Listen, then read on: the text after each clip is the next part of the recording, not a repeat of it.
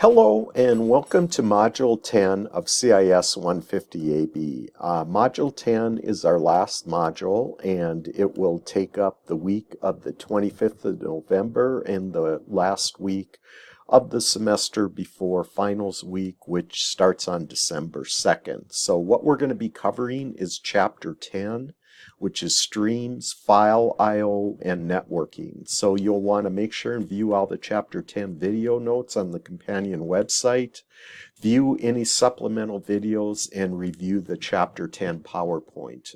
There's one programming assignment that is worth 60 points for Chapter 10, and it is due on December 10th. So if we go ahead and look at Canvas, and what I'll do is I'll just go ahead and scroll down to module number 10. And the first thing we're going to look at is the module 10 video. So I've put together a programming example for chapter 10, and hopefully that will help you complete this assignment, your chapter 10 assignment. So if we go back into modules and look at the actual assignment,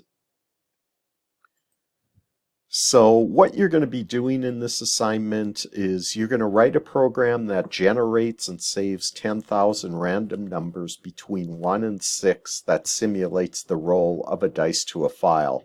The application should prompt the user for the file path and name of the file that the die roll should be saved in.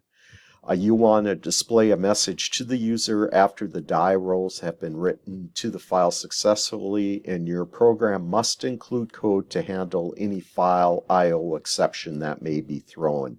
So the first part is worth 20 points, and in the second part, you're going to write a program that does the following. You're going to open the file containing the 10,000 die rolls that was created by the code you wrote in part 1.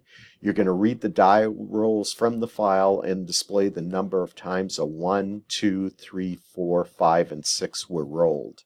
You'll want to prompt the user for the file path and name of the file that contains the die rolls, and your program must include code to handle any file I/O exception that may be thrown. Part 2 is worth 40 points, and then you'll want to make sure and upload both your write die rolls and your read die rolls.java files here.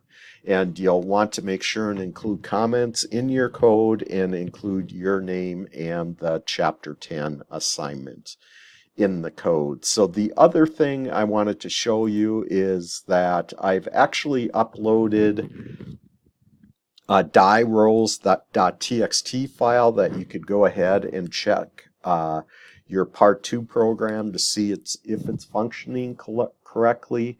And then if you go ahead and click on the die roll test file results, basically what that shows you is what the results when you run your read die rolls programs against the die rolls.txt file, the number of ones through the number of sixes. So you should be able to use this file and the results to test to make sure that part 2 is working correctly.